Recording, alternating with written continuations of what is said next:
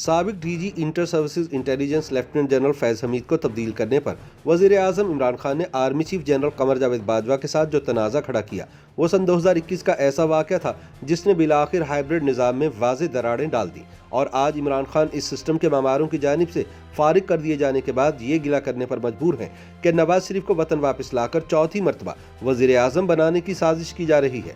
سن 2021 کی پاکستانی سیاست کا تائرانہ جائزہ لیتے ہوئے سینئر صحافی فہد حسین کہتے ہیں کہ سال کا سب سے نتیجہ خیز تنازع D G I S I کی تعیناتی کا رہا، کیونکہ اس ایک واقعے نے ملکی سیاست کا رخ تبدیل کر دیا۔ D G I S I کی تقرری سے جڑے مفادات کے حجم کی وجہ سے اب تک اس کے آفٹر شاکس آنے کا سلسلہ جاری ہے۔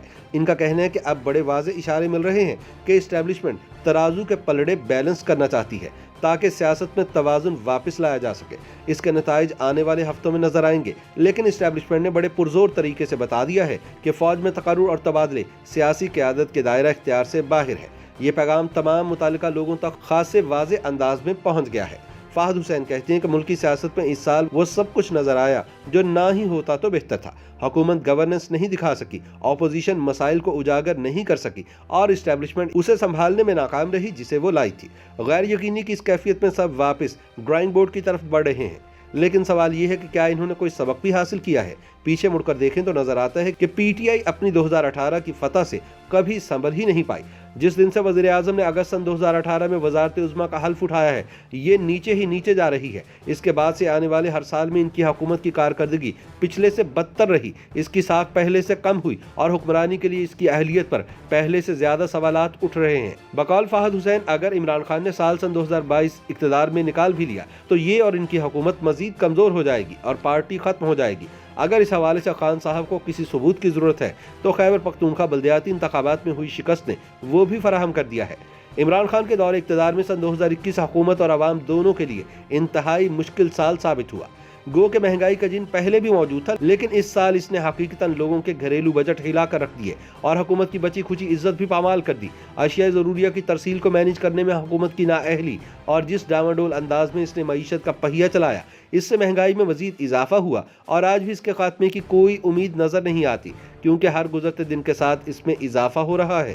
بقول فہد حسین، دوسری جانب حکومت ہر چیز کا الزام پچھلی حکومت پر ڈالنے میں مصروف رہی اور آج 3.5 برس بعد بھی اسی کام میں مصروف ہے۔ یوں کپتان حکومت بارے اب یہ تاثر مضبوط ہو چکا ہے کہ یہ ملک چلانے کی اہل نہیں ہے۔ سن 2018 سے اب تک حکومت نے صرف اسی طرح ملک چلایا ہے کہ غیر ملکی قرضے لیتی گئی اور ان کی واپسی کا بوجھ ٹیکسوں کی صورت میں عوام پر ڈالتی گئی ہے، جس کا نتیجے میں آج عوام کی کمر ٹوٹ چکی ہے۔ ان حالات میں سال سن 2022 کے آغاز پر کپتان حکومت کے لیے پہاڑوں سے مشکلات سر اٹھا رہی ہیں، اور یہ وہ مشکل خود کو قائم رکھے ہوئے ہے۔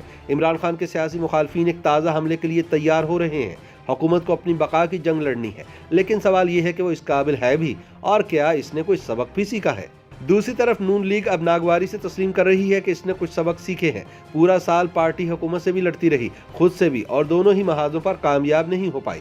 پیپلز پارٹی سے چھٹکارا حاصل کرنے کے بعد نون لیگ نہ تو پی ڈی ایم کے پلیٹ فارم سے اور اب نہ ہی مسلم لیگ نون کے پلیٹ فارم سے پنجاب اور وفاق کی حکومتیں گرانے میں کامیاب ہوئی ہے۔ پارٹی میں بیانیوں کا ٹکراؤ بار بار سر اٹھاتا رہا اور ایک دوسرے پر الزام تراشی بھی سامنے آئی۔